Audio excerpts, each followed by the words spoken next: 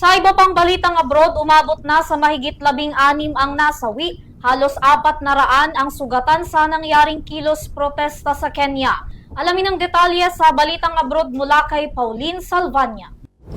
Pumalo na sa 16 ang nasawi habang nasa mahigit 400 sugatan sa malawakang kilos protesta sa Kenya laban sa gobyerno.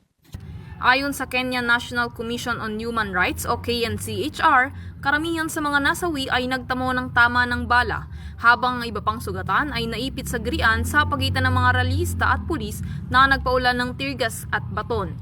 Naganap ang kaguluhan matapos tangkain ng libo-libong protestante na suguri ng ilang gusali na pag-aari ng gobyerno sa Nairobi, dahilan upang barikadahan at sarhan ang paligid nito. Layo ng protesta na pagbitiwin sa pwesto si Kenya President William Ruto kasunod ng kaliwat kanang alegasyon ng paglabag sa karapatang pantao at korupsyon sa ilalim ng pamumuno ng presidente.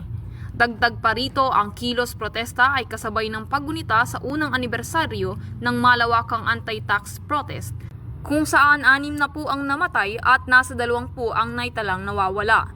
Panawagan naman ni President Ruto sa publiko na itigil ang mga kilos protesta dahil ito ang sumisira sa kapayapaan at kaayusan ng bansa. Para sa EuroTV News, ako si Pauline Salvania, sumasaludo sa bawat Pilipino.